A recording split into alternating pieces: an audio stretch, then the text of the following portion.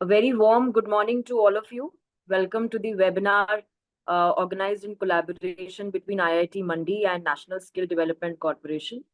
IIT Mandi and National Skill Development Corporation (NSDC) have collaborated to launch outcome-based credit-linked skilling programs in emerging technologies. And first of that initiative is in AI/ML. We will brief you more about that during today's session. India's education and skilling ecosystem is witnessing one of the biggest ever progressive transformation in the form of vision paved by India's new education policy and national credit framework. Today's very pertinent discussion and discourses is an attempt to provide notable guidance from the experts on this subject matter, representing academia, government, and industry. Uh, the objective of this webinar is to ensure that how seamless implementation of the said guidelines can happen in a way that rewards students with a promising growth path, enabling credit transfer nationwide. Without further ado, I would request Sutradhar of this initiative from IIT Mandi, Dr. Tushar Jain, to please do the formal inauguration of the event by addressing the audience. Thank you, Honey, for setting up the context. And first of all, I will warmly welcome everyone to this webinar. So this webinar is basically set for as Honey has rightly pointed out, regarding the discussion on the NEP and the National Credit Framework. And the initiative is being taken by the NSDC and IIT Mandi particularly. So this national education policy, though been introduced quite recently, but in Himachal Pradesh, or being the autonomous institute, IIT Mandi has been following such practices, not into these online programs, but also in the regular degree programs. So with the autonomy, there are a lot of things which we can introduce to our regular students, meaning to say that the courses, the course credits, are quite flexible in the sense that the student doing his or her bachelor's or master degree in a particular discipline is not required to do only a certain set of courses that used to be happen, let's say 10 to 15 years ago. But now a student doing a BTech or MTech in electrical engineering or mechanical engineering, the student can go away with the additional degrees, say for example in computer science and engineering. What does it mean? That the student will be doing his primary degree in for example, in electrical engineering, but the flexibility which is offered here is the student can go away with the double major, minor in specific disciplines. It could be an artificial intelligence, or it could be a language course, say in French or German. So all these basically bundles or formulates around the national education framework. Now, the second thing about the credit framework is since the government has introduced about the academic credit ban. So it is not necessary now that the students where he or she is enrolled now currently has to do all set of courses from a particular college. With this flexibility, the student has now more flexibility in the sense that the number of credits are fixed particularly. But when you talk about the kind of interest, because it is not necessary, we should see from the mindset of the students that the student, because let's talk about from 10+2 student. He is quite naive. The mindset or the path he has as a 12th graduate student is not necessarily would be persistent after the first or second year of engineering education. So it might happen that the student might get interested in another discipline, not necessarily in engineering, but could be in arts also. So all these things basically enable the students to learn and to choose his or her career path for the longer run. And if I take the example of IIT Mandi, so what we have done basically that the students can take 9 credits particularly from any of the discipline. Obviously, it is governed by the one of the faculty advisors, which is assigned for the particular batch. Second, a lot of emphasis is being given on the entrepreneurship. So we also provide this opportunity to the student that he can take 1 year leave to venture into a startup and then can come back to complete his or her degree. So whatever the credits are being earned keeps adding on in the overall credits, which is required for the graduation. So similarly, what I see from the UGC point of view also, that since they have initialized the APAR ID, so the students can take the courses uh, from anywhere depending on his or her choice. Then the credits will going to be added into his credit bank, so that once he or she graduates, they would be completing the required number or the prerequisite number of credits. So similarly, along the similar lines, we have also launched this online Mandi degree program with in collaboration with NSDC and Masai School, which enables not only the students of IIT Mandi, but the students pan India. And since we have aligned with the NCVET, the students taking these online courses would also get the credits, which can count towards their overall credits required for the graduation. So this is a very wonderful opportunity for the students, first primarily, and also for the student. And it's not only at the undergraduate level. So the students who want to pursue for the higher studies, let's say for the masters, these credits, since the courses has been designed in such a way that the credits can also be transferred for the students who would be enrolling into their masters. So it's a win-win situation for both the students who are or let's say the students who are entering into their undergraduate studies, the students who are graduating from their undergraduate studies, and also for the students who would be taking their PG studies at the higher level. So it would be good to have a discussion around these points, and we can work out that if certain things which we obviously which might not have been covered, but after the today's discussion, it would be covered in this ongoing course. So as we proceed towards this webinar with all of you dignitaries, we would be in a better position to place our programs in the right perspective. Absolutely, Thank you. sir. Thank you. Thank you very much for that welcome note and setting up the context for the entire session very well. To proceed, we would have a few sessions from the experts. So I would start with Manish Upadhyay ji, who would brief us about NSDC Academy, followed by Pravesh Dudani ji, who is also an academic advisor to NSDC. And we will be also joined shortly by Anubhav Mishra ji from NCVT. So we are looking forward to these insightful sessions around implementation of NEP and NCRF and what roles have been assigned and being played by different bodies involved, different stakeholders involved in this direction. So Manish ji, would request you to brief you about NSDC Academy to the audience today. Thanks, Sunny, and a warm welcome to all the dignitaries who have joined. I think it's a huge audience, a relevant audience for this subject. I will just quickly share my screen and talk about NSDC Academy briefly. Can you see my screen, Honey? Not yet, sir.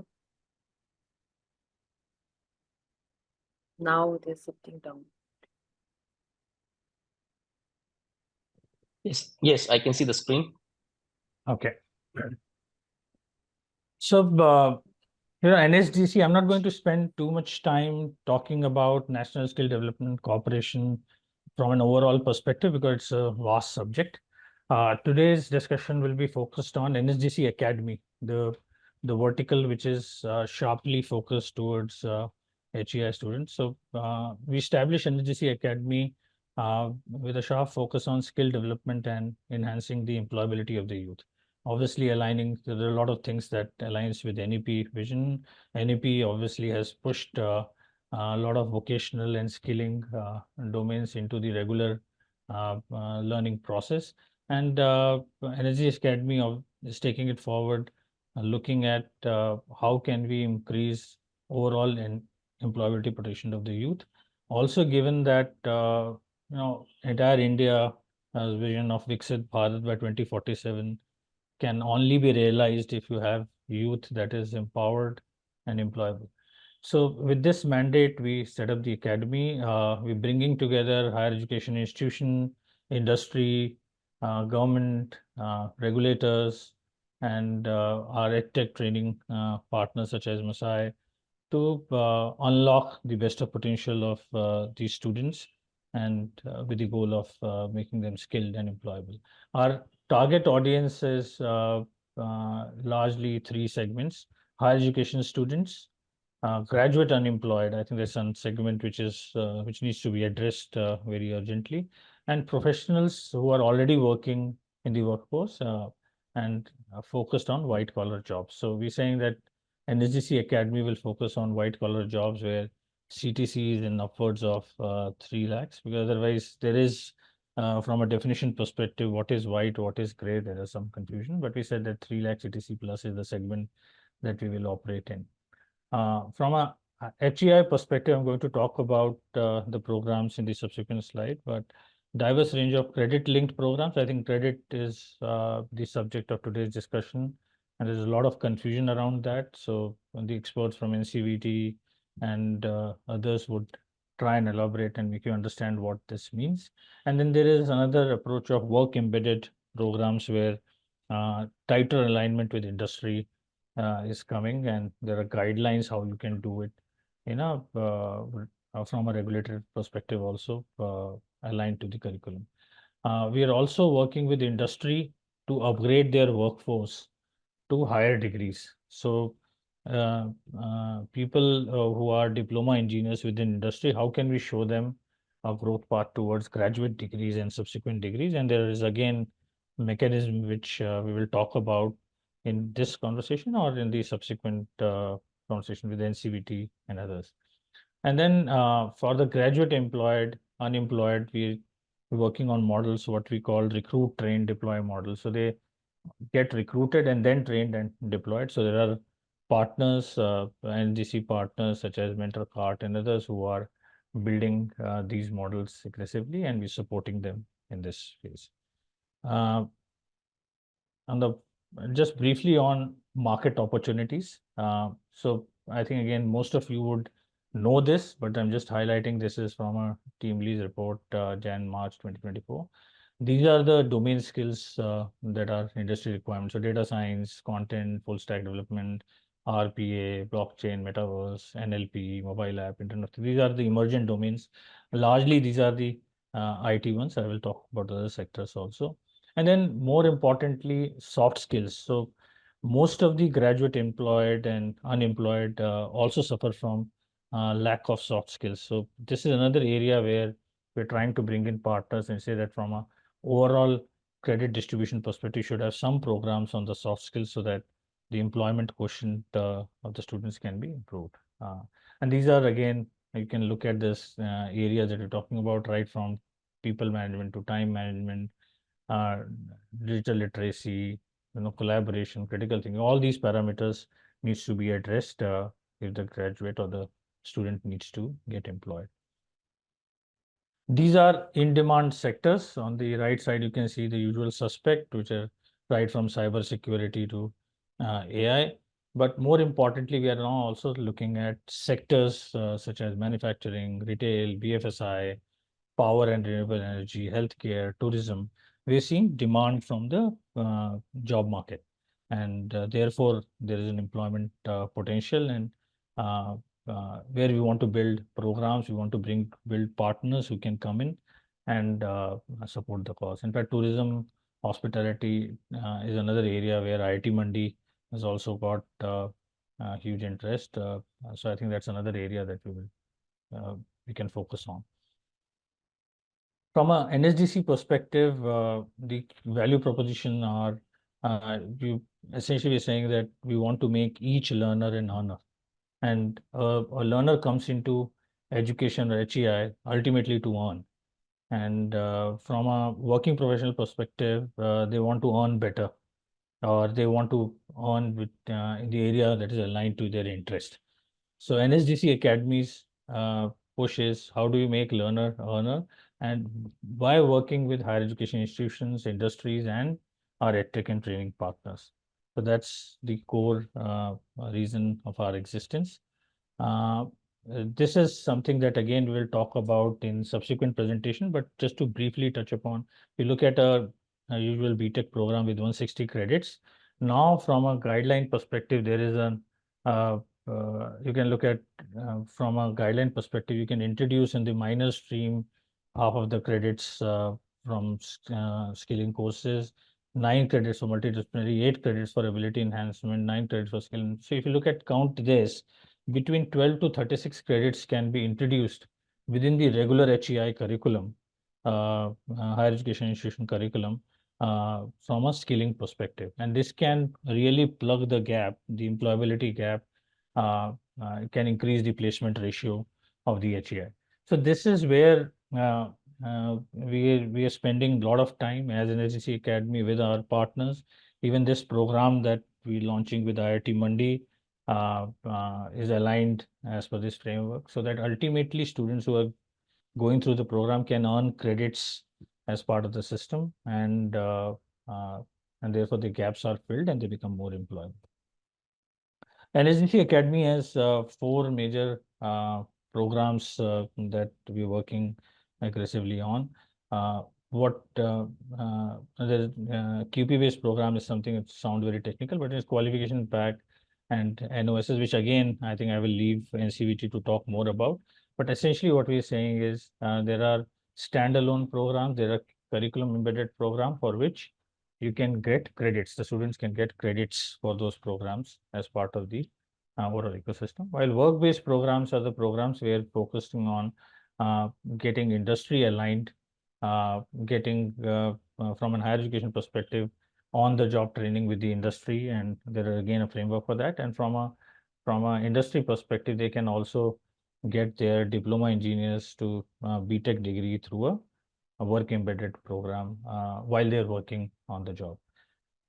Just to talk about these programs briefly, the QP-back standalone QP-back program is saying essentially are programs that students can directly enroll with or without HEI's help, and essentially candidates that are undergoing 3-4 year degree or diploma programs or working professionals can go for this program.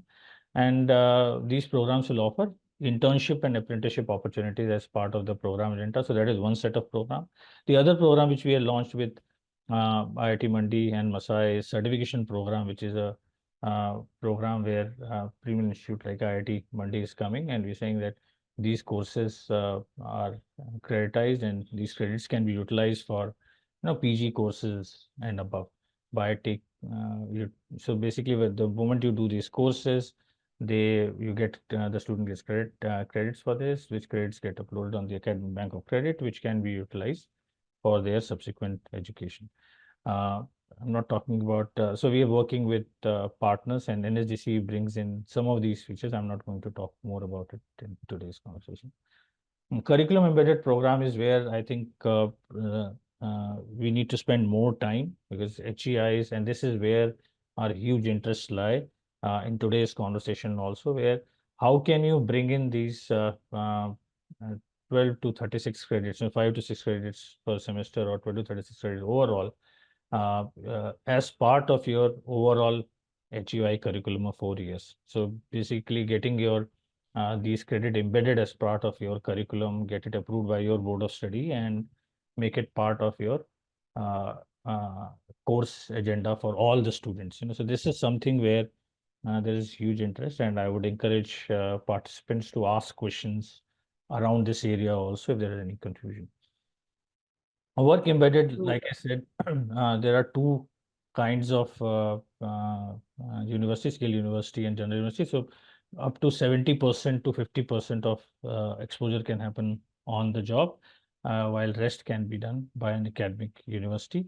The university will have trainers provided by the industry, so it is asset light for HEIs, and candidates on while they learn. Again, I'm not going deep into it. In the interest of time, I think Honey is giving me notice about my time.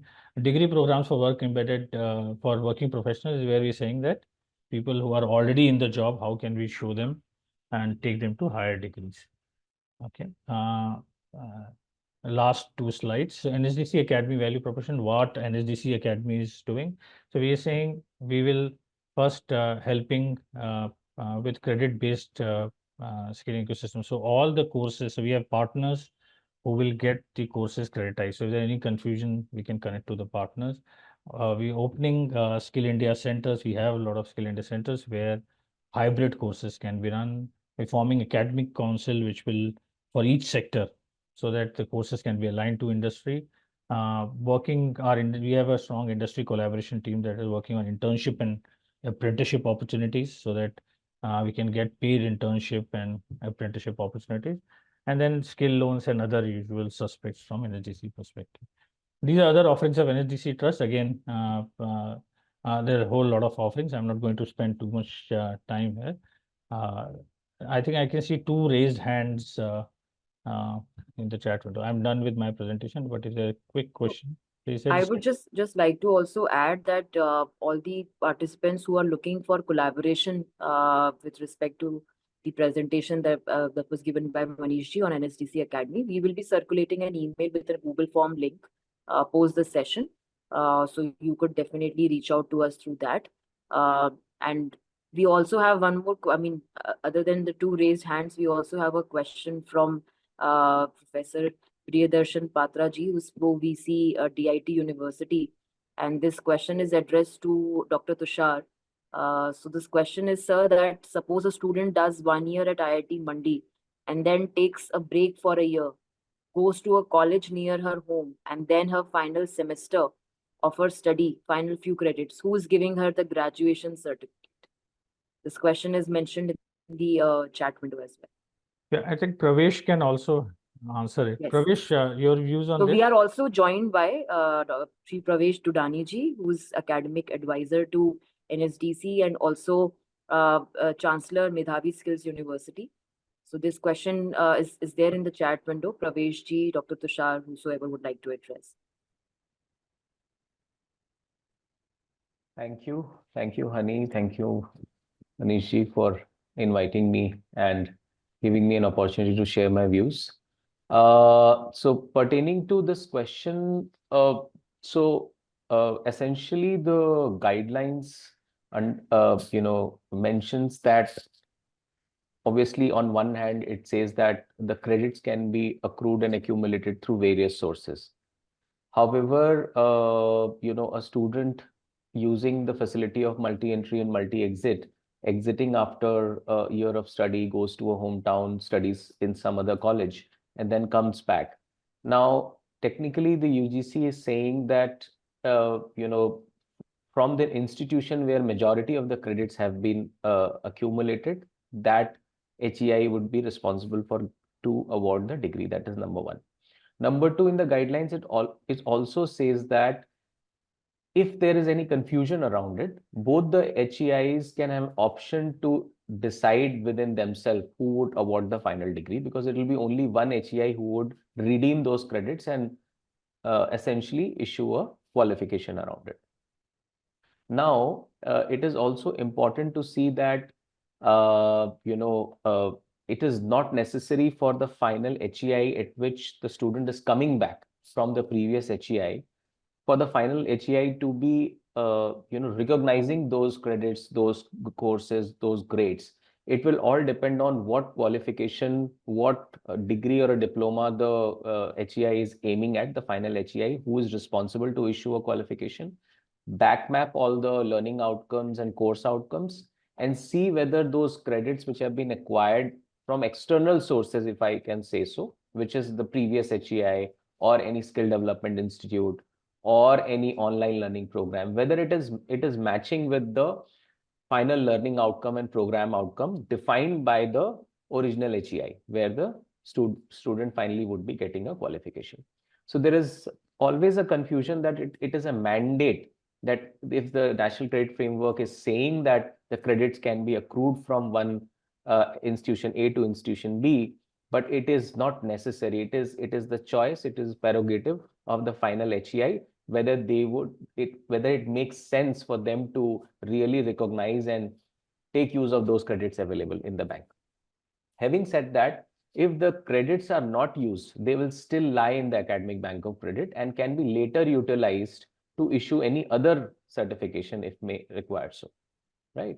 So the entire structure on academic bank of credit is very, very flexible, Honey. I hope this answers the question. Yeah.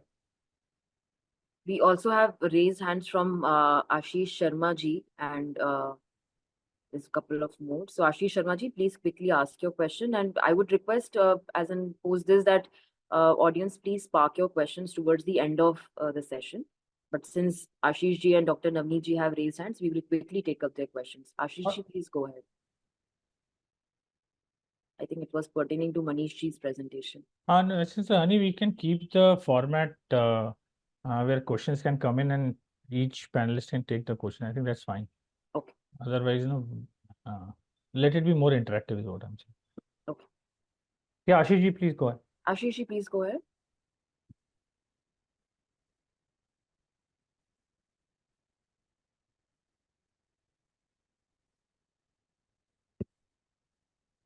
Okay. Dr. Navneet.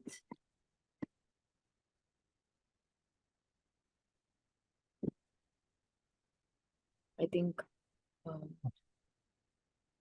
Or you can write your question in the chat if you want. Yeah. No, That's fine. no. I want to ask, in your presentation, there was QP. That's right. So just explain something more about QP. Again, so I can, but I think since Pravesh is there, Pravesh is better suited to answer this, right? Yeah, Pravesh.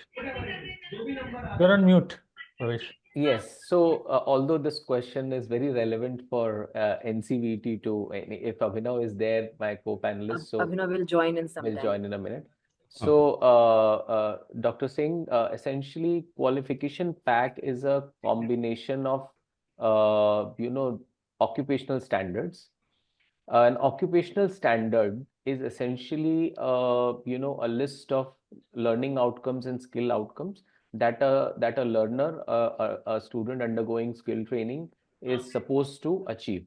Now, in a qualification pack, there are occupational standards and then there are performance criteria pertaining to that occupational standard. Now, it is a very comprehensive structure that if, let's say, we are talking about a skill qualification related to, let's say, a cyber security or an ethical hacker for that matter. An ethical hacker, what kind of, occupational standard regulatory body is defining that these are the skill set or learning outcome one should have, and how will a assessment agency or an awarding body assess those performance criteria. It's a very, very learning outcome based, competency based structure and a curriculum. And thanks to NCVT, which is a pan India skills regulator, essentially controls this approval of qualification packs courses in a very stringent manner, so that there is a complete standardization in place across India. What it means is, if there are multiple training organizations which is training students to become an ethical hacker, then there is a certain set of standardization in terms of what skills they would acquire. And the assessment that would happen. And that is the reason why all these qualification packs are also linked to a national credit framework level. So earlier it was national skills qualification framework level. For example, an ethical hacker could be mapped to a level which is a level 6, right? Or a level 6.5, which is equivalent to a master's degree as per the NCRF. So that mapping has also been done. It's very extensive. And a website called National Qualification Register, NQR, which is maintained by NCVET, There are more than 4,000 such qualification packs, their curriculum, their assessment strategy, everything is available, has been made available by Government of India for the use of HEIs, universities and colleges, where they can adopt and implement within their institution. Thank you, Praveshji. Dr. Navneet, hope this answers your query. Yeah, thank you very much, ma'am. Thank you. Thank you. Ashish Sharma ji, do you have a question?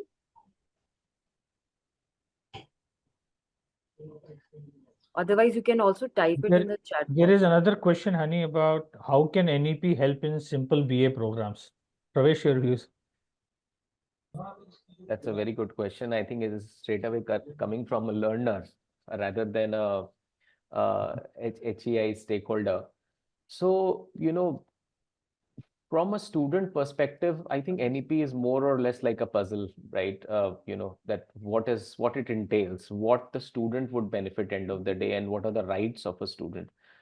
But frankly, it depends. Everything depends on HEI, what kind of flexibilities are being built in the program, which will benefit the learner. Now, from a student, I think an important right which is available for a student is that end of the day, if for any financial reasons or any family reasons, a student discontinues the program, goes to picks up any job for the time being, not able to continue with their studies. So any credits they have acquired while they have completed some semesters or some part of the program, that will be available whenever they want to pursue any course, whether in the same institution or any other institution, right? Earlier, what used to happen is that somebody, prepares for an engineering entrance, gets into an engineering college, and by the end of first year, they realize engineering is not their cup of tea. They have to maybe opt for some other course and start from first year, right? Again, start their graduation course in some other stream.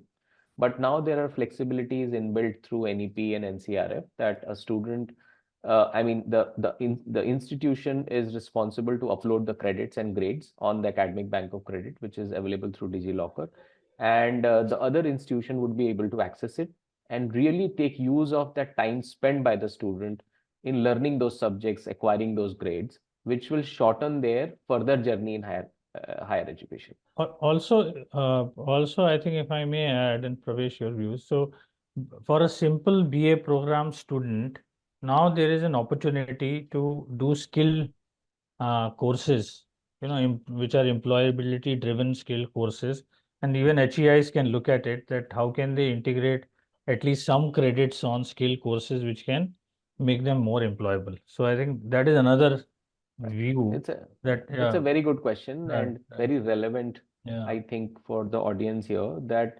this question really comes up whenever I talk to faculties and academic leaders across institutions, that skill integration into higher education sometimes is really intimidating, that how it will happen, and what are the can there be a rule book, can there be a kind of a black box structure to really implement it.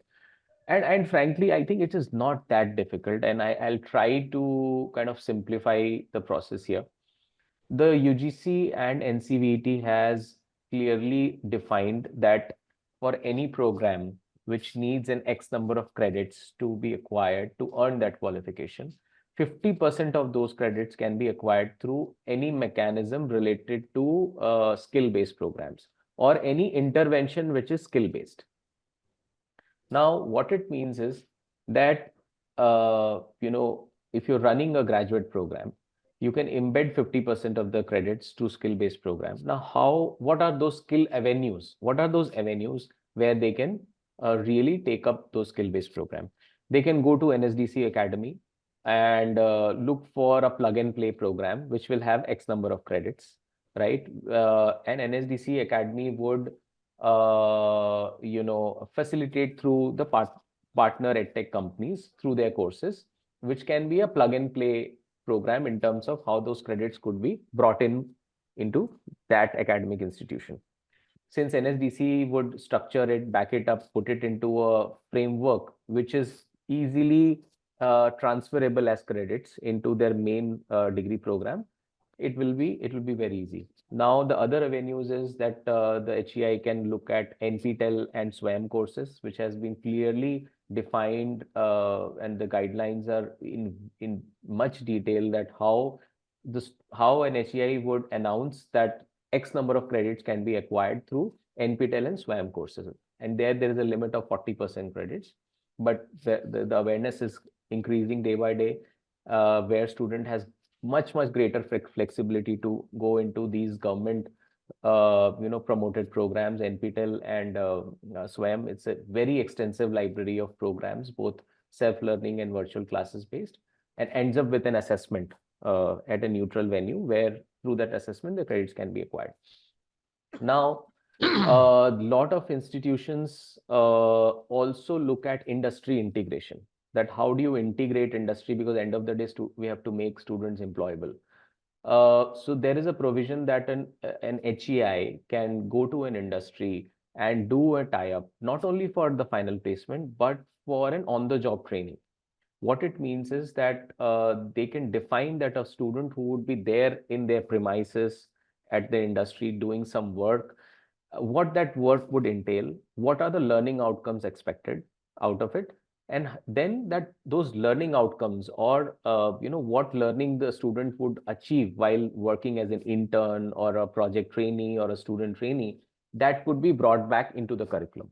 Now what I'm trying to say is that there has been flexibility provided in the guidelines that industry immersion program, if an HEI can define the learning outcomes, that what a student would do in those 6 months, 12 months durations, that can become an integral part of the entire program. And this is the construct behind apprenticeship programs also. So if you see the mandated apprenticeship program, these are all QP based.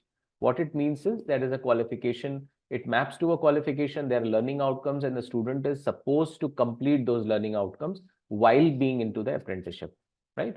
Similarly, an HEI itself, being an awarding body, has a flexibility that they can define those learning outcomes, put it into credits, and really send the student to a partner industry to acquire skills in a practical fashion, in the real life fashion, while doing on-the-job training. And that is the best learning. We as someone as a skills university, we completely believe in that. Now, there are other avenues also one can really integrate skills. One can tie up with a skill training partner or a skill training institution. They can go to an edtech company. They can maybe tie up with MOOCs like Coursera and all, who have online skill-based courses.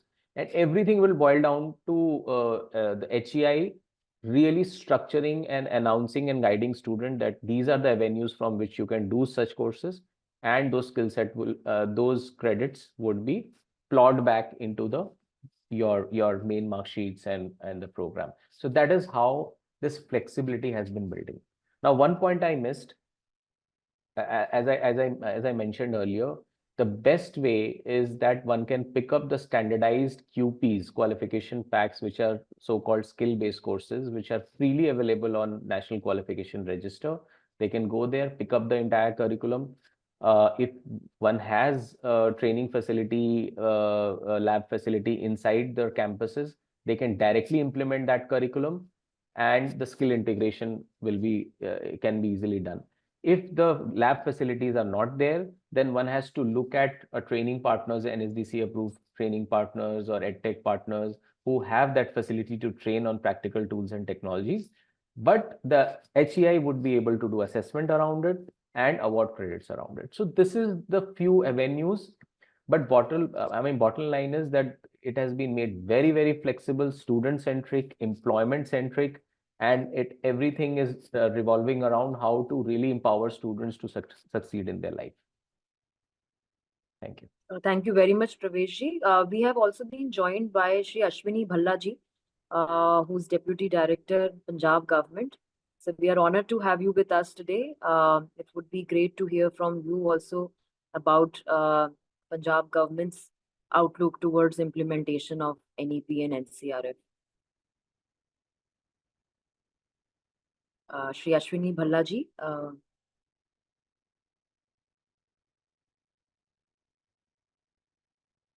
Ji ma'am, thank you. Thank you so much. I was just waiting that I have to start at 12, but you have given me opportunity much earlier. So, as far as the national education policy and the national credit framework is concerned in the state of Punjab, basically Department of Higher Education, Government of Punjab is an implementing agency through the various universities. We have 3 state universities in the state of Punjab, which are purely higher education. And apart from that, we have private universities. Apart from we have one medical university and 2 technical universities, and other some deemed to be universities are also there. So as far as state of Punjab is concerned, the government of Punjab is directly working on the implementation of NEP and also the national credit framework. As far as the government of Punjab is concerned, all universities has prepared as NEP 4-year degree program we are going to launch from the academic 2024 and 25. And in the curriculum which we have prepared, as I was listening to the previous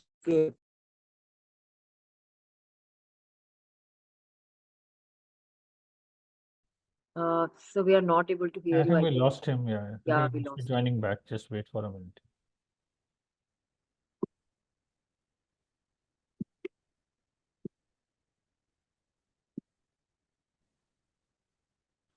sorry, it was I think So there's a lot of lag in the connectivity at your end. Maybe you can switch off your video, sir. Yeah, you can switch off your video. Just can be an audio. Okay, okay. Is it audible now? Yeah, Yes, better. sir, much better. Yes. So as far as the government of Punjab is concerned, all our 3 universities has prepared their curriculum as per the national qualification, skill qualification framework and the national credit framework. And the 3 universities has a common curriculum now because the government of Punjab constituted a state level committee by taking all the members of the 3 universities, which are affiliating universities specifically. And in common in all 3 universities, now we are going to introduce 3 discipline specific program for each semester, having 4 credits, one ability enhancement program, which is based on the language, having 4 credit, one skill enhancement, that is 3 credit, one internship, having 2 credit, you added 2 credit, and one local language, which is something deviation from the national education policies, because in the state of Punjab we cannot move by making Punjabi as compulsory subject with 4 credit in every semester. So that is the state government policies. So more or less, apart from the local language, we have taken the curriculum of as per the national education policies, and up to 90 to 95% curriculum of all the 3 affiliating universities will be common. Why I am saying so? Because when we talk about the credit transferability, there will be no issue even in the state. If a student want to take admission from by taking one semester in one university and going to another semester in another university, so their credit will be 100% taken into account, and there will be no issue into that. This is one which we have done in the state of Punjab, and from the academic session 24-25, all our university and all our colleges of the state of Punjab, 437 unaided colleges, around 136 aided colleges, and 64 government colleges will be having common syllabus, absolutely 4-year degree program as per the policy of national education policy.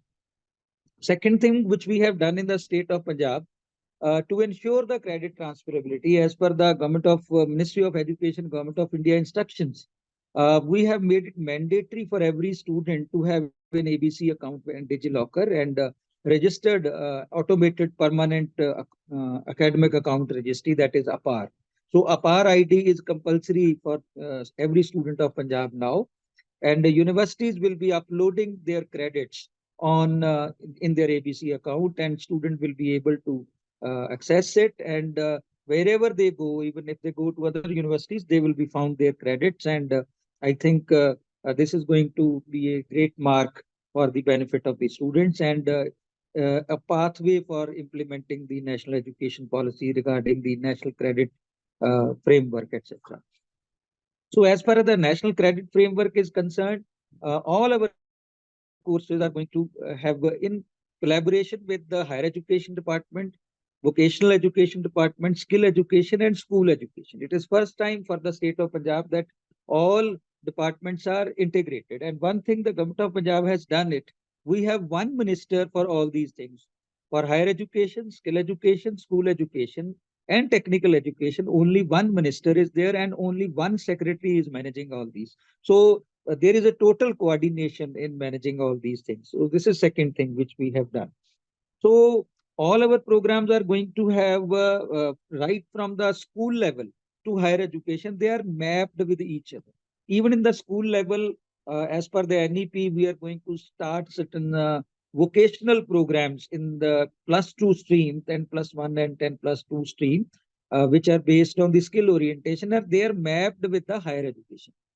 One important thing which we have done in the state of Punjab, that from the academic session 2024-25, we are going to start 17 new professional courses which are absolutely as per the NEP, and they are purely industry based and skill based program.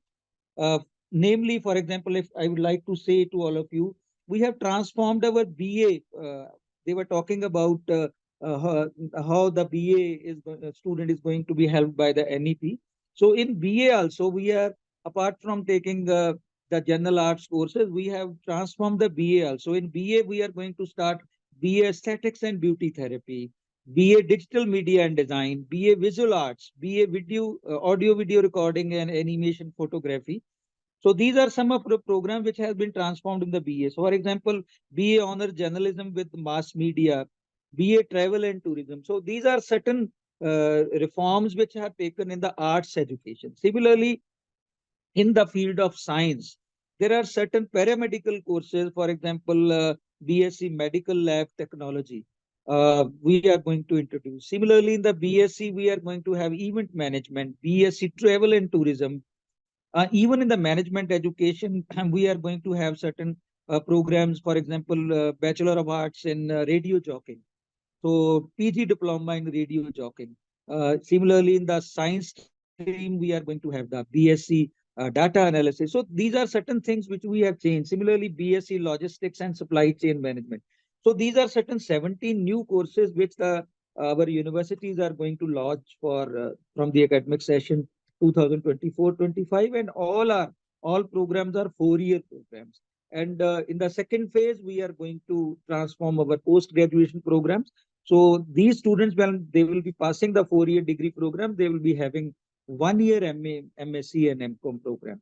Similarly, we have also introduced that all these 4-year degree program, if a students get 75% or more marks, they will be directly eligible for going into our teaching profession in the college and university education by passing the University Grants Commission NET examination, because they are going to be eligible. So these are the things which we have, I think, changed. And all our programs will be multiple entry and exit system based. Students will be having an exit option after every 1 year. And if they want to exit, it will be ensured that they have the industry embedded program they have passed. So as far as the training aspect is concerned, all our educational institutions has been instructed to sign MOU with the industry and service organizations, because ultimately the internship will be joined by the students in the industry and service organizations. So universities are working very hectically and they have prepared their curriculum. The colleges are being trained as per the new education policy, national education policy, national credit framework, how the credit transferability will be effective, and how the students are going to be benefited. We have organized so many programs to tune the mindset of the students community and the teachers community regarding this aspects.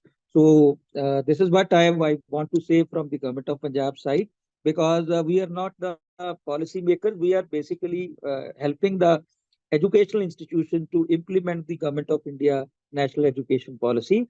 So whatever the national qualification framework or national credit framework is prepared by the government of India, by making certain changes as per the local requirements, by making them more flexible and student centric, requirement we are going to implement from the 24-25, so that the seamless education system across the institution can be ensured and the wide range of educational opportunities may be made available to the students.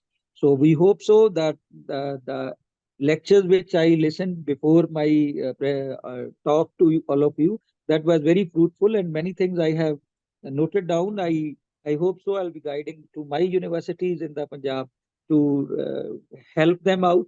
So I would like to request to all of you, so whatever presentation has been made today, please send us through email and WhatsApp group so that we can send to our universities. That will be a guiding force for all of them. Thank you so much. Absolutely, that's a great message, sir. Thank you very much for sharing your insights on this and support from Punjab government. That really means a lot. As our joint collaboration to ensure implementation of NEP. We are also privileged now to join by a representative from NCVT, Shri Abhinav Mishra ji. So Abhinav ji will give us some insights around how NCVT has set the guidelines for NCRF and what are the nitty-gritties with respect to implementation. So over to you, Abhinav ji. Also, just from a time check perspective, Honey, we have half an hour. So maybe Abhinav, you can Yeah, spend sure, 20 sure, minutes. Manish ji. And Sure, then Manish 10 ji, minutes, I'll- Masai School can also come in. Sure, sure. Yeah, I'm unable to start my video. You have to give them host right, Honey. Yes, Almost. I Already started. given Okay. space.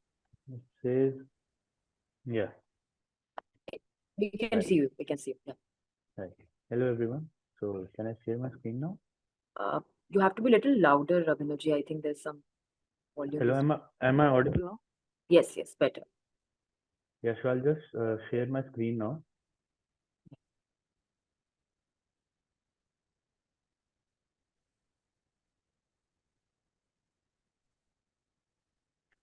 Is it visible? Yes, it's visible, but your volume is very low still.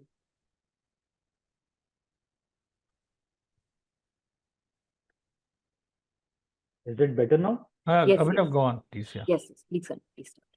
So, welcome everyone. So, today we'll be discussing about the National Credit Framework and how the National Credit Framework is empowering different universities, higher education institutions to take the credit transfer mechanism process more seamlessly and how they can embed the vocational education and the skill education courses, NSQF aligned courses into their curriculum, and what are the different models that are present that we have developed in our SOP that we'll be discussing. So I'll skip to the main slides, as these slides are just describing the landscape of education in India. So, uh, so when we talk about the NEP, that is National Education Policy, the major highlights we find is that it promotes multiple entry, multiple exit. It promotes the assignment, accumulation, storage, and the transfer of credits in ABC, and accordingly the recognition of prior learning as well. Now, when we take a look at the holistic picture, we see that the main umbrella is the NEP, then the NCRF comes, and under that we have three different frameworks. That is, first is the National Curriculum Framework, that is for the schools. Then we have NSQF, that is for the skilling ecosystem, and then we have NHEQF, that is for the higher education qualification framework. So when we are talking about the National Credit Framework, we see that it has been jointly developed by the multiple regulators and different bodies working in the education and skilling ecosystem together. So these are the salient features which you can see that it integrates credit from academic and vocational and experiential learning. It promotes higher education and technical education, the skilling in higher education, the school education, and it is for the industry and employer as well. So when we look at the graph, which is describing the National Credit Framework into three axes. That is, the first axis is the skill education axis, second is the academic education axis, and the third and the most important is the experiential learning axis. So basically, the point is that for every year, it has been calculated that there will be 1,200 hours of learning. That will be 40 credits per semester, and 30 hours will be of the one credit. So this is the whole table which is describing the NSQF level from the start. So as you can see that, for example, at level 4, a person is in 12th class, and then accordingly the credits which he earns is 40 uh, as per the framework. So one of the major important aspects of NCRF is that it doesn't differentiate between any types of learning.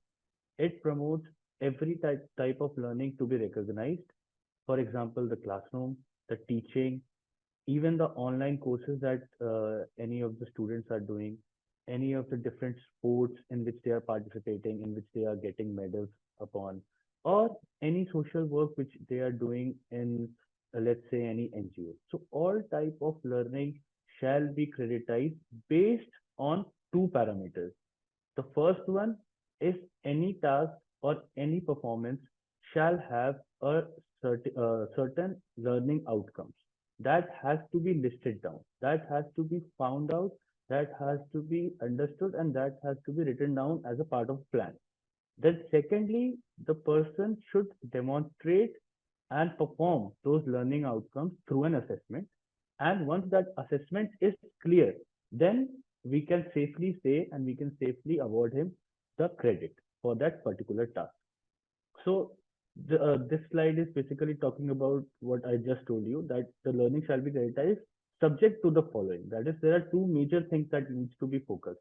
One is clearly prescribing learning outcome, and secondly, the carrying out the assessment. Now, NCRF is also catering to certain number of different aspects of learning, which you can say that when we talk about hackathons, when we talk about Olympiads in school, that hackathon is a combination of different skills, and a result is then provided to for find a solution. Now, let us say that a hackathon is to perform a coding task, or let's say a solution-oriented task for, let's say, SDG community. Then what will be the level of it? That has to be understood. Then, if a person is able to perform in a hackathon, then that person can be given a certificate to entry into a certain level. So there are certain provisions. NCVT is also developing the guidelines on how to creditize hackathons, so that will be out soon. It also then talks about recognition of prior learning. It also talks about national and international awards that students are getting. Now, when we talk about how the credit principle is working, so see, defining the learning outcomes and mapping the qualification and gnosis courses and the micro credentials, assignment of appropriate levels, then defining the methodology, conducting the assessment, and then awarding the credit. So that is the whole life cycle of how a learning will be creditized. This is the life cycle of the credit when the credit is assigned to the credit is redeemed. So as you can see that when a credit is assigned, it is during the 1200 hours of students learning. It can be credit can be assigned through different RPL also. Then for credit accumulation, it will be permitted through the same band. Accordingly, then credit storage, it will be done through ABC.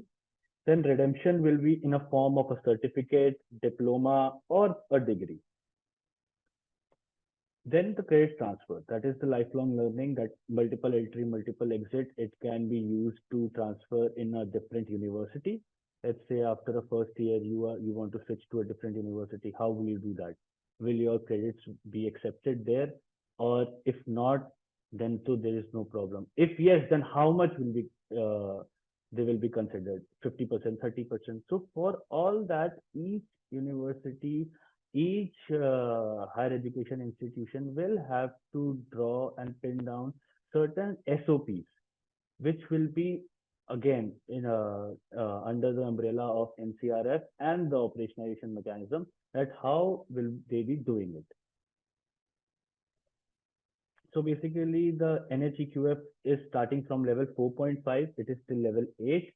It has the 4.5 level is at the UG first year, that is the UG certificate, and it goes to the PhD level, that is level 8. Similarly, there is the National Skills Qualification Framework that is starting from level 1 and it compasses till level 8.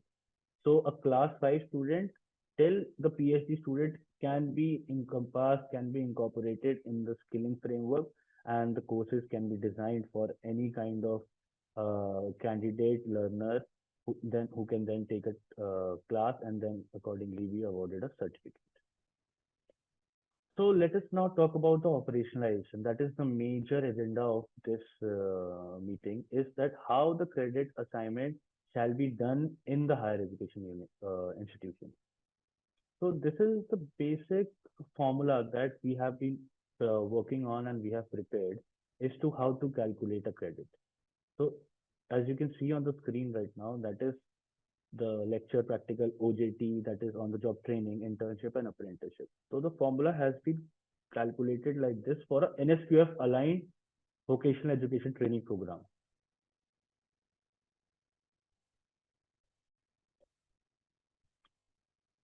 So in case of an undergraduate degree, now let us talk about the multiple entry, multiple exit option.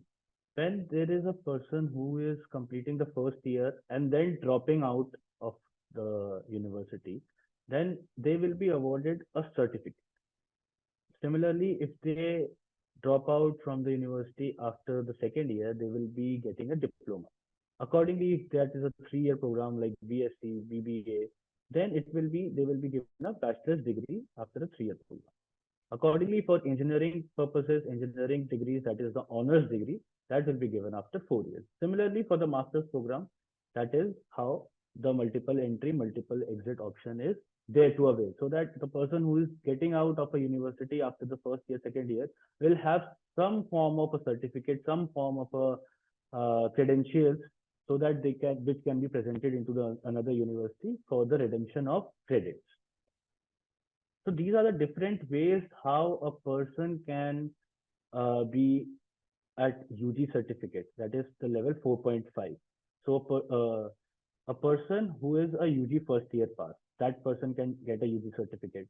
Or a person who is a 10th class pass and has completed the 3-year diploma, plus the entry module which is required by that particular university or the HEI, then after doing that, that person can again get the UG certificate. So there are other ways as well that you can see on the screen. So there are multiple ways that a person can earn a certificate, earn a diploma, which is not limited to a single way anymore. So this is a very important process for all the HEIs. They must note this, that this is the process of getting themselves onboarded and registered on the ABC. So that is a step-by-step activity which has been given, that how will they do it. First, they have to register themselves on ABC, then all entities, if pursuing or giving the skill-based courses to individual candidates, then they will have to be registered on SIDH as well, that is the Skill India Digital Hub. Accordingly, a PAR ID of every student will be there. For every qualification, the level credit earned and validity period and marks earned by the learner shall also be stored in the ABC.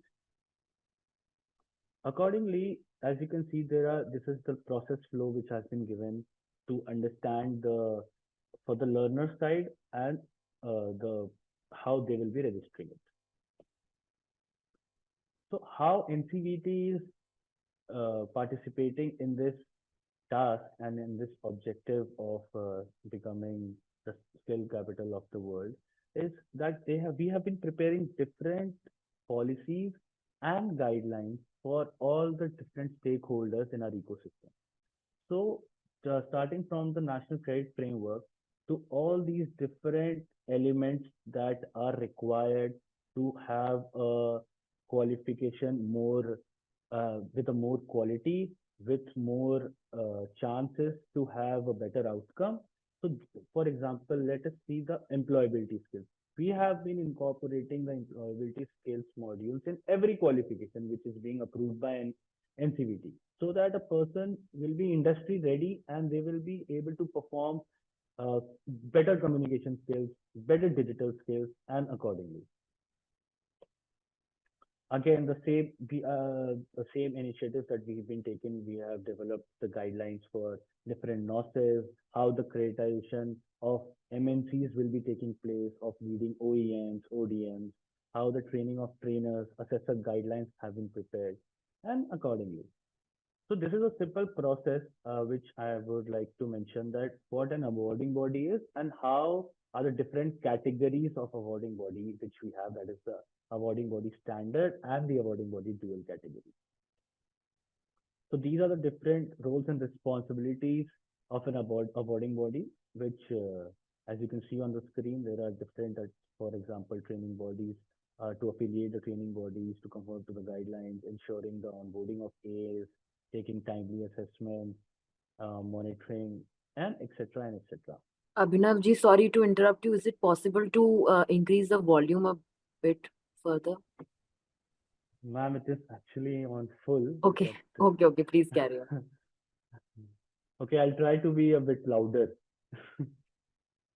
So yeah, so now there is one more important aspect that the NCVT has taken into account, is that they are promoting the recognition of awarding bodies for the institute who are of a national importance. That is INIs, IITs, NITs, IISCR. So what will happen is that the process of being a awarding body will be streamlined, is being streamlined. So now IIT Guwahati, IIT Mandi as well has been onboarded through this process only of becoming as an INI. So they have been given the deemed awarding body status. So for that, which they will not have to go to the same process, and this process will be streamlined, and they will be given the status of awarding body in a very lesser time. So that is how the process is being demonstrated. That is the submission of EOIs, then the basic checks, and accordingly the grant of recognition letters shall be provided. Now, how the operationalization of NCRF will be there for integration of VETS in education. That is, the different frameworks have been notified. Different frameworks have their different structure, which is incorporating aspects such as the notional hours, entry criteria, the credit levels, the occupational map, such as how the person will be able to go out and perform, and what kind of different occupation that person will have, the career path, and accordingly the different model curriculum, validation from the stakeholders.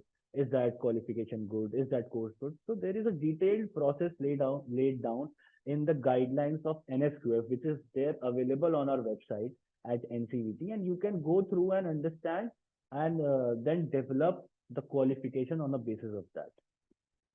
So these are the different elements of qualification. That there is a NOS, then there is a smaller qualification, smaller course that is of a lesser duration. That is, for example, 7.5 hours or 15 hours, and so on. Then there are different apprenticeship embedded qualifications as well. That is following the provisions of apprenticeship, and MNC qualifications are also there. So yeah. So HEIs can offer the qualification into their curriculum. They can integrate the qualification courses into their curriculum, or they can offer it as a standalone as well. So I'll skip to the slide, and now we will be discussing the models on the basis of how they can integrate. So let us see the model number 1, which is the skill-based courses qualifications as part of the UGPG curriculum. So for any higher education institute, if they want to integrate qualifications of NHEQF, or in the case of NSQF as well, they may not need to have the authorization or approval from the UGC or the NCBT. They will only be having the requirement to get it approved by their highest authorization academic body. And after that, they can integrate the course and then successfully run the course or qualification into their curriculum. So that is the model number 1, which I'm explaining right now. Then similarly, we have a model number 2, that is skill-based courses qualifications offered as an additional course or qualification for regular enrolled students only. The model 1 and model 2 is for the students who are enrolled in the program. Now let us talk about how such qualifications will be integrated. In this case as well, there is no requirement of any approval to be taken from NCVT for offering the NSQF courses. They can, as it is, pick the course from NQR, that is the National Qualifications Register, that is a public domain. You can go and check. There are more than 4,000 qualifications available there pertaining to different sectors, from electronics to telecommunications to handicraft to IT based qualifications. All are available there. All the HEIs who want to integrate in their curriculum, they can directly pick the qualification and cut it short or as much they require it, and they can integrate. Now, the third and a very important model is how the skill-based courses qualifications will be offered as an additional course for students, learners who are those who are enrolled for the UG/PG courses in the HEI from the open market. So let us say the HEIs would need to seek recognition from the NCVT to become an awarding body. So for the model number 3, they will have to become an awarding body to offer the NSQF aligned courses, standalone courses, as a course to the learners. They will have to get the courses approved from the NSQC in this process. That NSQC is the National Skills Qualification Committee. That is the committee for approving the qualifications in NCVT, and accordingly they will have to get it approved, and or they can adopt the qualification from different awarding bodies recognized by NCVT as well. So these are the three important processes that the HEI needs to take care in mind, and they will have to follow certain regulations requirements that is being laid down by the NCVT. And following this, they may be able to successfully run the NSQF aligned programs into their curriculum and in their campus. So this is a simple table which we have created to give you a better idea on what are the parameters that is on the left side that are required, and what is the model that is on the horizontal side, and what are the points that are required and what are not required. So as I was telling you before, that we have identified the institutes that are of national importance, and we've been giving the deemed awarding body status to them.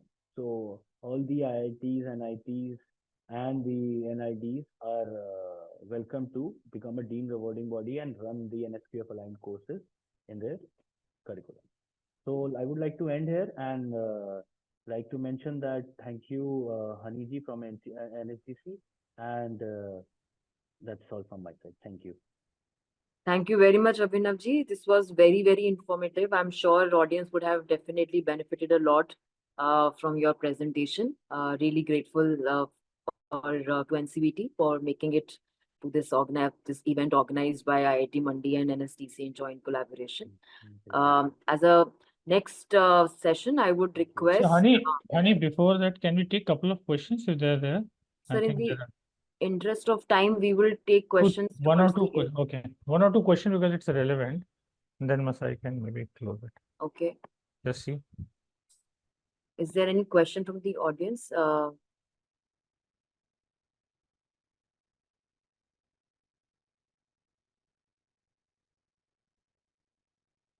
Anybody who would like to ask any question, please raise their hand. Or otherwise, we can take questions towards the end. Let's do that, yeah. Yeah. So we would also like to take this opportunity to introduce the new credit link program that IIT Mandi, NSDC, and NSDC's partner Masai School have launched together. This program is a micro specialization program equivalent to an online minor degree in AIML and is equivalent to 24 credits. I would request Masai team and Dr. Indu Joshi to please talk further about the program and introduce this to our audience. So we have with us Mr. Anurag Singh from Masai School, and he would give a brief about this micro specialization program launched in collaboration with IIT Mandi and NSDC. Over to you, Anurag. Thank you, Ani. Hi, everyone. So first of all, I want to thank NSDC and IIT Mandi for organizing this webinar. It's been really helpful for player like us, and I think even for colleges to understand the nitty-gritties of NEP and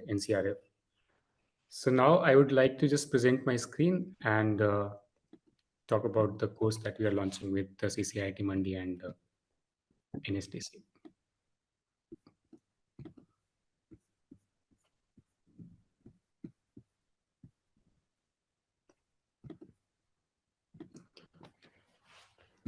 Yeah. Honey, can you see my screen? Yes, Anurag. Please go ahead. Great. Okay. Sorry, just 1 second.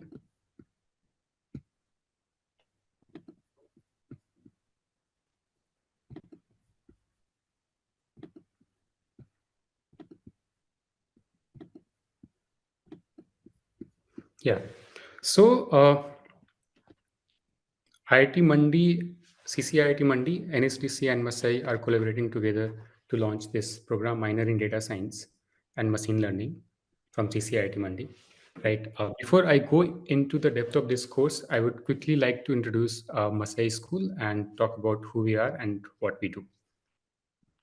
So Masai School was founded in 2019 by Pratik, Yogesh, and Nupul. Pratik and Nupul are IIT Kanpur alumni, and Yogesh is IIM Bangalore alumni. From the day one, Masai's focus has been on giving outcome-driven education. So we have been training students on employability skills, and we are trying to make sure that students are industry ready when they are graduated from Masai. So let's talk about what Masai has done in last 5 years.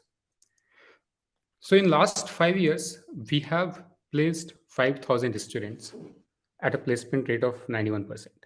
So here I want you to take a moment and think about this 5,000 number, right? So we have around 50,000 colleges in India and hundreds of education institutes. Just think how many of those would have placed 5,000 students in 5 years. So even when we looked at data, we found that there are very, very few institutes who have graduated and placed 5,000 students. But what is more unique about Masai is that these are not your normal classroom students. They might be mostly your bottom 20% of the class. So we have students who have not done very well in graduation, who have no prior experience to BTech education. Many of our students come from tier 2, tier 3 cities. And as you can see, like 75% were from economically weaker section. So from this, so basically like how Masai is able to deliver this impact, right?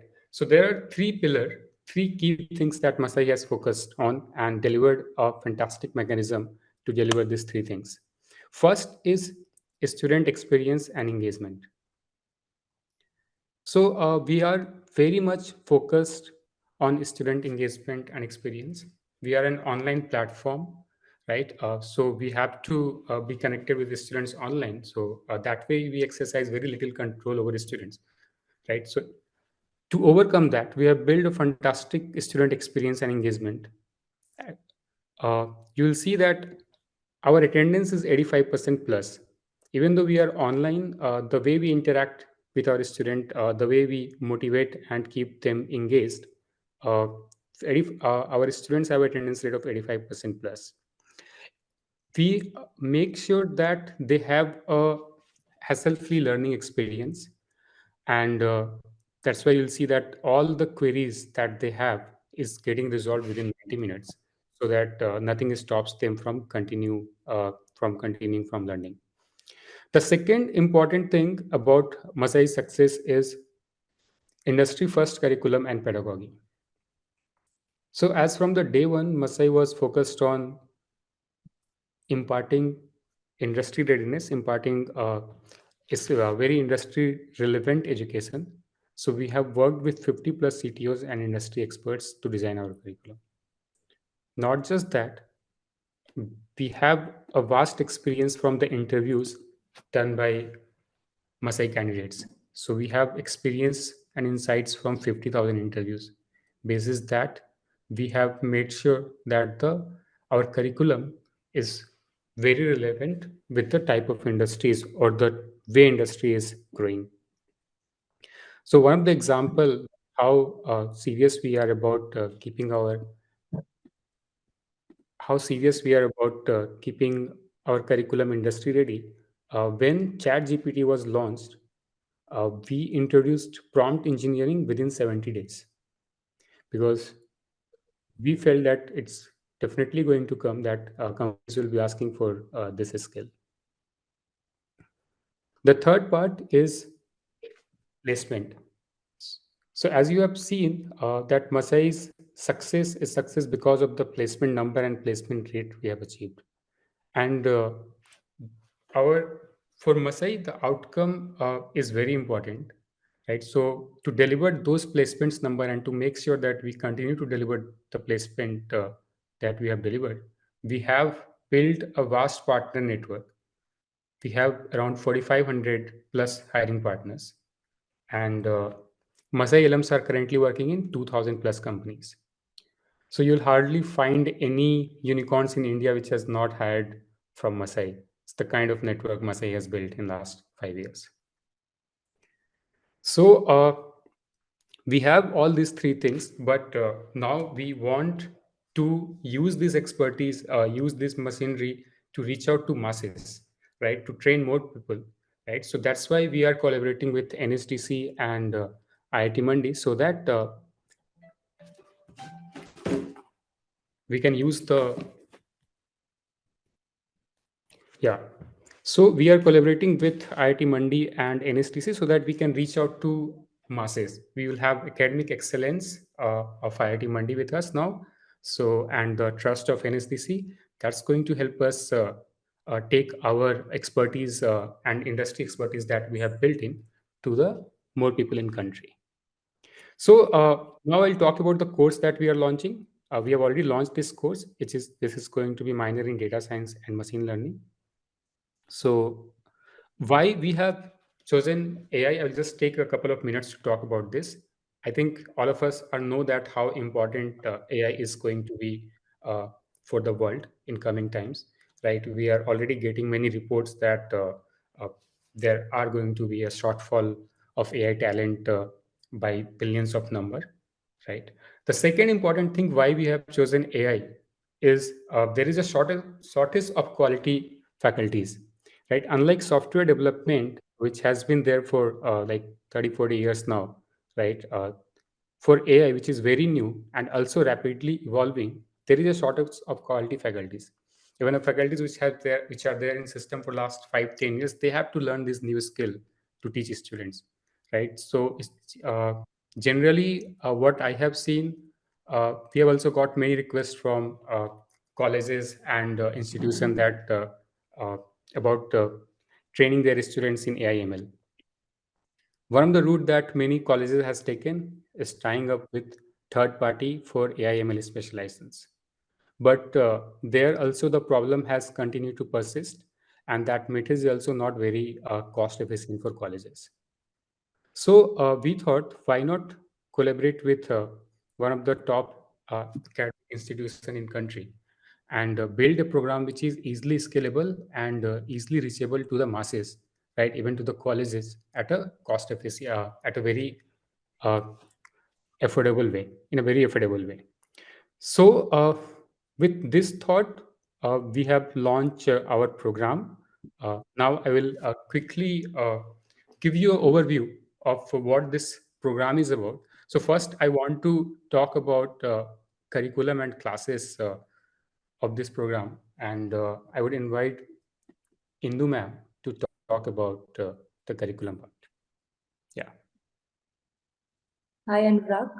Uh, Hi, ma'am. We can hear you, ma'am. Okay.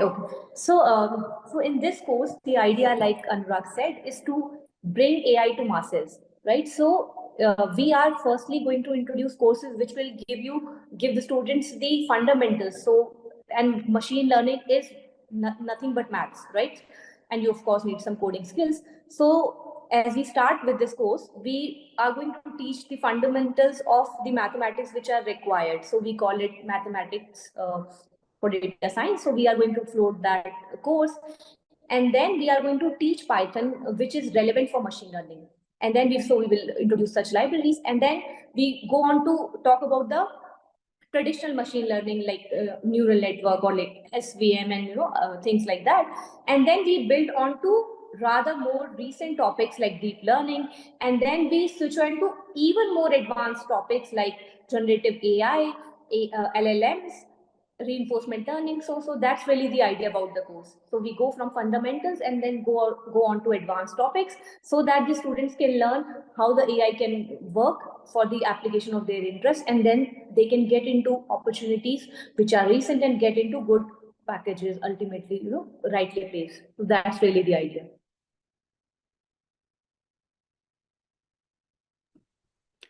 Thank you. So now there are a couple of other things which are very important about this course. So what we are doing, we are also giving job assurance with this course. So as Masai has always been an outcome-driven institute, right? And we want to deliver outcome course as well, right? Uh, so to guarantee that outcome, what we are saying that if students perform well in this course, they will definitely get a job, and if they don't get a job, they will get their money back. The other important point is 24 credits. So as we have already heard about how the ABs, how the creditization of the course is going to give students flexibility, like anyone from any field, to do courses, the NCVT approved courses like this, and get a credible credit in their ABC, in their academic bank of credit. So here also, to make sure that we are delivering a standardized education, which is which is like NSQF aligned, we are going to give students 24 credit for the completion of this course, which is kind of equivalent to a minor degree in AI/ML. So one of the proposition here is that colleges, instead of so any college who is interested in introducing AI/ML specialization, they can just plug in this course, and they don't have to worry about hiring different faculties for this, or hiring any third party for delivering AI/ML specializations. All of this with a good academic quality, and with a good curriculum, with a very vast network of industry partners. All of those will be taken care by this program. So this is about the course, and I think we all of us, Masai, NSTC, and IIT Mandi, are very excited about the impact this course can create, because we can reach out to anybody anywhere in India now, right? And given the expertise Masai has built over teaching students from the remote corners of the country, we are very sure that we will be able to deliver a great, not just the academic outcome, but also outcome in terms of jobs. So that's it from Masai side. If you have any queries or anything, I would love to have your questions. Thank you.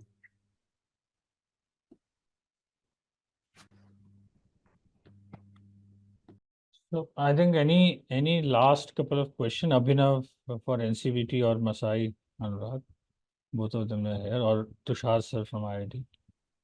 Any last couple of questions? Otherwise, we are out of time. Ankit Bansal ji, please. Please go ahead. Ankit ji, please unmute yourself and go ahead. I think we'll have to unmute. Am I audible, sir? Yes, Ankit ji. Ji. Sir, my question is with the previous speaker regarding the credits of the recognize of prior learning. When you talk about the hackathons, when you talk about the recognition of prior learning, so what is the criteria for giving credits to the hackathons, or to some other things, or to some prior learning? Abhinav ji, Abhinav, you there? Yes, sir, I'm there. So I'll just break it down for you that when we are talking about recognition of prior learning and when we are talking about hackathons, so those Yes. are events that needs to be structured. For example, let's say that a Smart India hackathon which is being conducted on a pan India level. Okay. Now, whatever the task is there for a team or an individual to perform, that needs to be identified. That is the first process.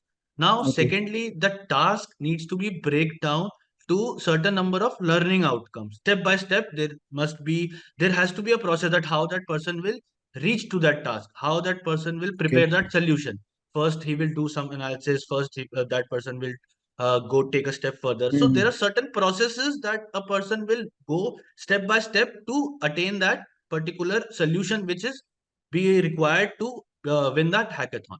So all those learning outcomes will be mapped to a certain level of a let's say UG program or UG first year, second year, third year. So you have to map those learning outcomes with the curriculum that has that already exists with the particular university. And after mapping it down, then you can certainly come to that understanding. Okay, if a person gets this hackathon done, then the person is has the knowledge of a person who is in a second year student.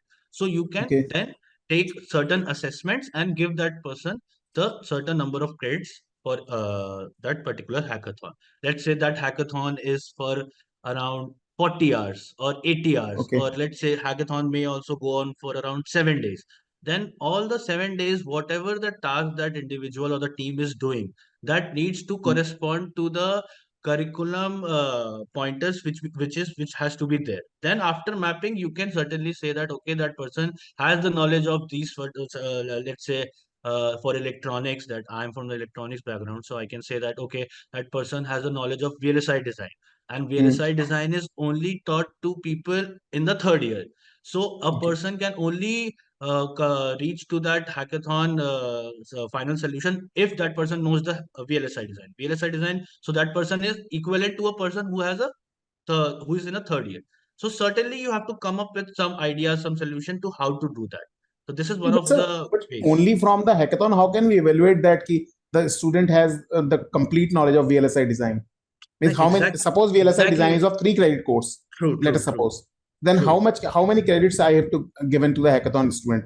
If the So student is for Smart India Hackathon, and the second question is, if the student is not presenting in Smart India Hackathon, if he is presenting in university level hackathon, then whether I have to give credits or not?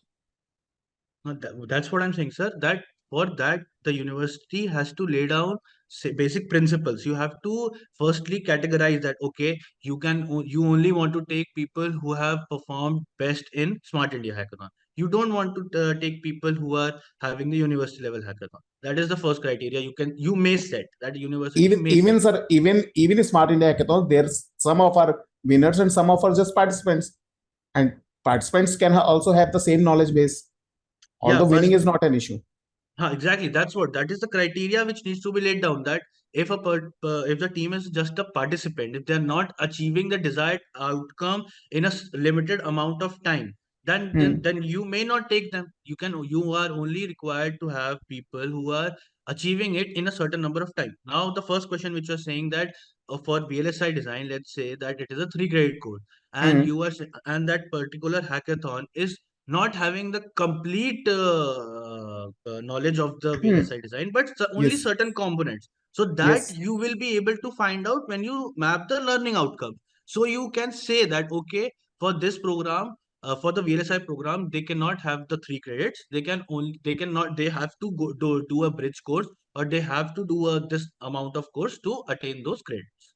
So So that you have to. Abhinavji, we have to make the guidelines for assessment, or some regulatory bodies will give us the Sir, guidelines for regulatory assessment? bodies are in the process of developing and enhancing the framework which will Uh, allow these kind of processes to actually happen. These processes were not happening before. These were not even allowed. But now, during the process of designing the NCRF, and as NEP also says hmm. that all kind of learning will shall be criticized. So those things, how will we do it? We are preparing the basic modules, we are preparing the frameworks on which levels which these will be allowed. Now So when we go to the till then we are macro, not, till then we are not supposed to give credits. so you can come up with your ideas. That's what I'm saying now. For those ideas, you can get it approved from your highest bodies, and you may get in touch with NCVT and SGC at particular times. You can brainstorm and come up with some ideas, and then maybe you can give it. Okay, matlab till then we cannot assess the prior learning or some hackathons There related. has to be a methodology. That's what I said, right? For those things, those learning outcomes, those mapping processes, those trainers, those teams which you will prepare Mhm. to finalize these kind of activities, that has to be properly equipped with certain level of knowledge of how to do it. Mhm. So once you come up with those things, then you have prepared some SOPs. Maybe you can put it in stakeholder consultations. You can have people from different areas to comment Mhm. on those, and then maybe it can be finalized. Same is the case with the sir, experiential learning, like in case of recognition of prior learning. Suppose a student, person is just 10th pass out. Is Sir, he just 10th pass out and working in an industry which is a mechanical based industry? So can he sir. take admission in BTech mechanical engineering through recognition of prior learning? Sir, so currently what is happening is that the recognition of prior learning guidelines for the HEIs is currently in work in progress and is being developed by UGC, and there is a committee Okay. which is formed. So under those guidelines, these discussions are a very integral part of it, that how much of the recognition of prior learning components may be allowed in the university. For example, for maybe for the pilot you can have a recognition of prior learning for certain subjects, or maybe it can be for a semester. So the mechanism will obviously come down to the person being able to perform to an assessment of that particular year for a semester or that particular subject, and if it is sufficient for that particular university to take that individual, Okay. okay, that person is matching all those things, plus that entry criteria which the university has laid down, that also will be there, apart from the recognition of prior learning components. Okay. Sir, one more question, one last question. What is the concept of notional hours? Like this time we are using 15 hours for one credit, but in national hours, NEP says 30 hours for one credit. What is that?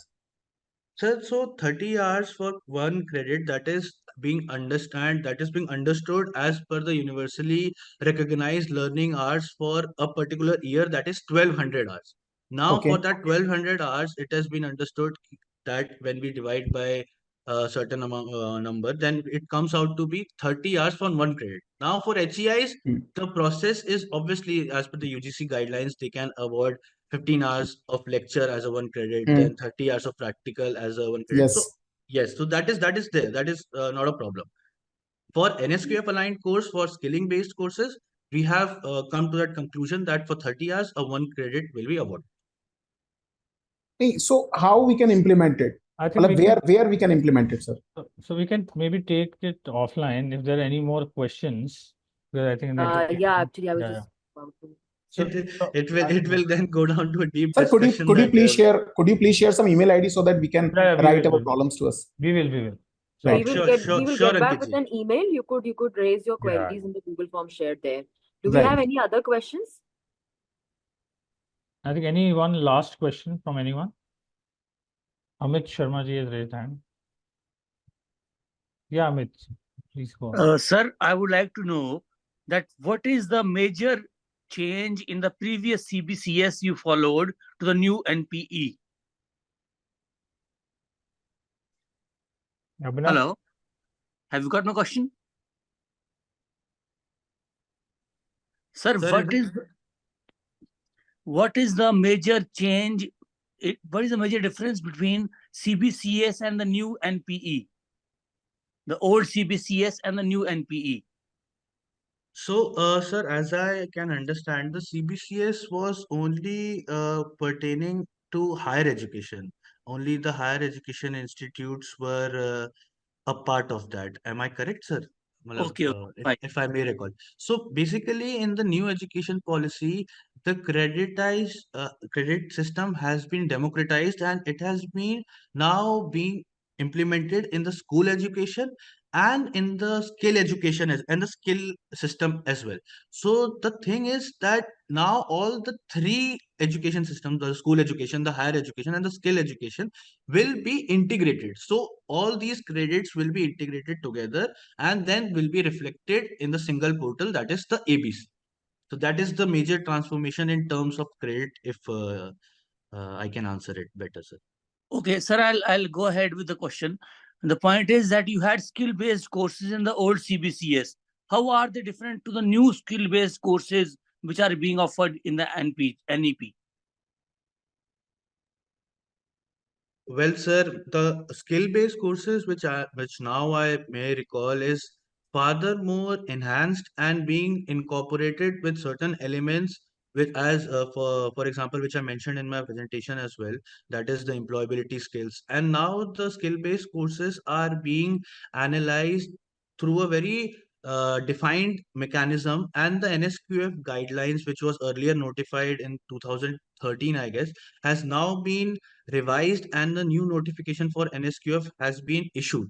So under that, if you will, sir, go to our website and find the new NSQF guidelines, you will see that different components which now have been added to the qualification structure, to the skill-based courses. Now the new elements have been added, which will make it more enhanced, and if a person is doing that course, will be more better for the industry. So that is the differences which I am highlighting. Okay, thank you, sir. Thank you, sir. Thank you so much, Amitji. Do we have any further questions? Otherwise, we could wrap up the session. We Yeah. have Professor Manoj from IIT Mandi. I would request sir to please share your final thoughts on the conclusion with respect to this workshop today. Hello, am I audible? Yes, sir. Yeah, thank you very much for inviting me for this discussion. So, on behalf of CCIT Mandi, I'm very thankful to all the people who joined this workshop on NEP and National Credit Framework. Though it was a short notice, I could see a lot of participation from different institutes, and I'm really thankful to all the speakers for today. Colonel Santosh ji, Director NCBT, and a wonderful talk by Abhinav Mishra ji regarding all the nitty-gritty and details. I'm also thankful to Parvesh ji for his insight into the topic, and a very good insight of how the things are being implemented in state of Punjab by Ashwini Bhalla ji. I'm quite sure that a lot of queries and doubts have been answered in this interactive session over the topic.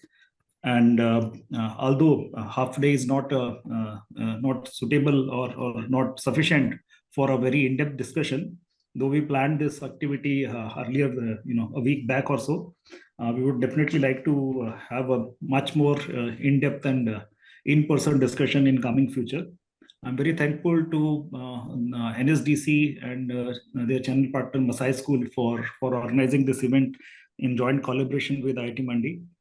IIT Mandi has taken a big step towards the implementation of these aspects with collaboration with NSDC, and we started our first program, the detail for which have been shared by different speakers in AI and ML. And I believe that many more things have to come, and we would definitely like to hear from all the speakers, stakeholders regarding these aspects. And so it's a good beginning, and I believe that definitely will lead to much more, scaling the height in this direction in the coming future. So I believe many of the queries have been answered. Some of the questions still would be there, or maybe people might come up with different questions after this talk is finished. So feel free to contact any one of us regarding these aspects. And in coming future, definitely we are going to organize a bigger event at IIT Mandi campus. And I invite all of you on behalf of CCIT Mandi to join for the event. Thank you very much. Thank you very much, Manoj sir. And thank you to all our speakers, panelists, audience. I think this was a very fruitful discussion, and we look forward to host more such events in the future. Thank you, everyone. Thank you, everyone. Thank you. Bye-bye. Thank you.